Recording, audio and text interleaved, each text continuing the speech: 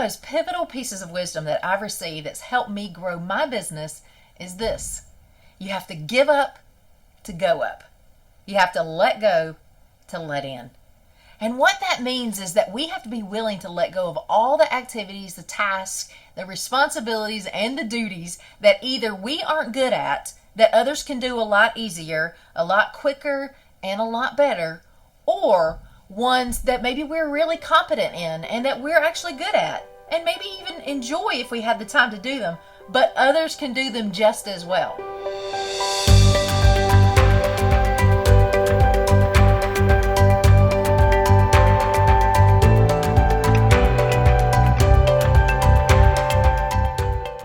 I see many successful people persist in wasting time and energy doing things that are hard for them, that they don't like to do, or that they don't do well, or that they don't have time for. Think about that for yourself. What's taking up so much of your time and energy that someone else could be doing for you? Take time to think about that.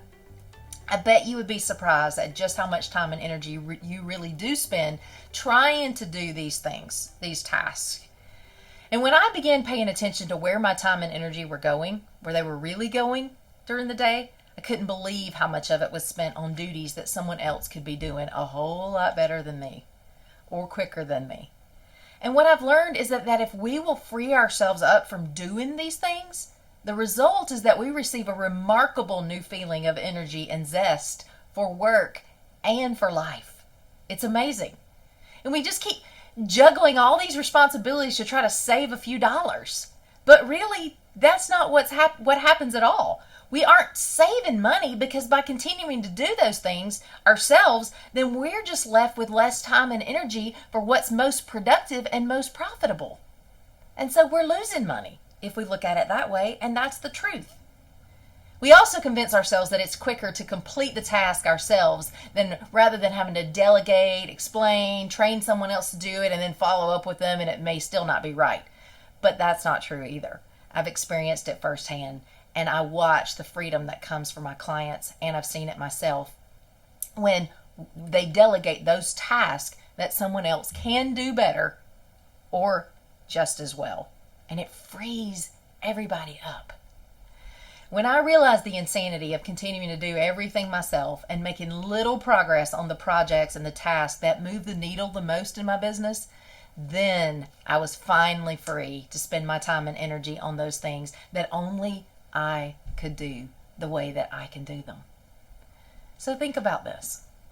If you could stop doing those activities that are so energy and time consuming to the point that maybe even they're draining, what would it free up time and energy for you to do? Let me ask you another question that I asked myself and I ask my clients all the time now.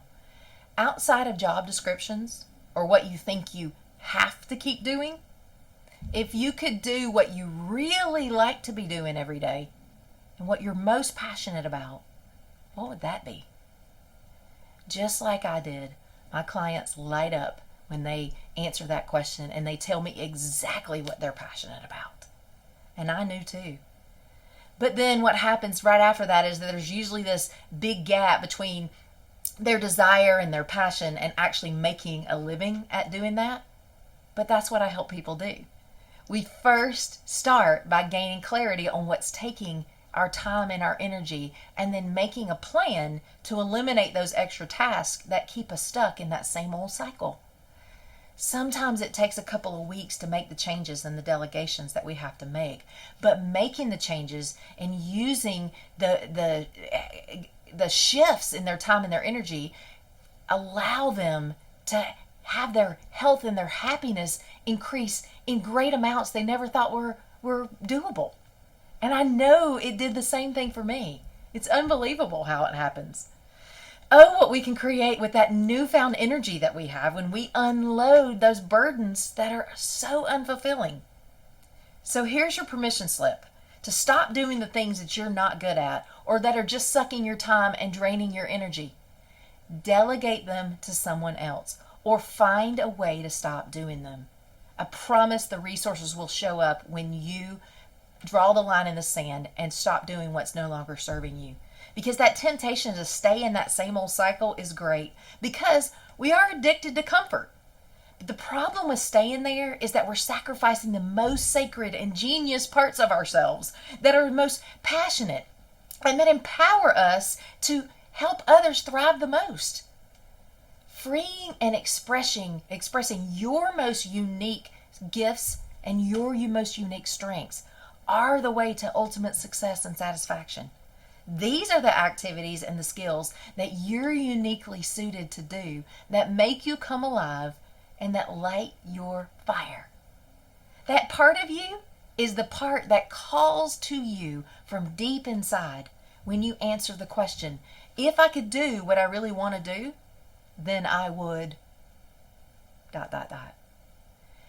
Give yourself permission to answer that question authentically and honestly. Often in midlife, if we have not listened to our inner promptings and discovered our passion and our purpose, that desperate whisper inside starts to become a roar. And it manifests in the form of depression, illness, injury, restlessness, or anxiety. A lot of times even relationship struggles. Because it's an alarm that we aren't acknowledging the magic in us and we're not letting our magic out into the world. And if we continue to push down our magic, the alarms will get louder and louder, and they can be quite damaging to our health and our happiness and to our relationships and our business. So I've made a commitment to myself to spend more time and energy doing what I love and what I'm created for, and less of what I'm not made for, or that someone else can do as well or better than me, because maybe it's what they're created for. It's changed my life, and it's transformed my business in ways I could not even begin to tell you. I am much happier and much more successful as I release more and more and more. And I encourage and I challenge you to listen to that call within your heart and spare yourself the things that drain your precious time and your energy. You can do what you love, and you aren't a slave to those other tasks that you don't enjoy. That's a lie, and you don't have to stay in bondage to them. When we spend more and more of our days doing what we are most passionate about, then we will unleash our unique magic into the world and enjoy unimaginable success and satisfaction.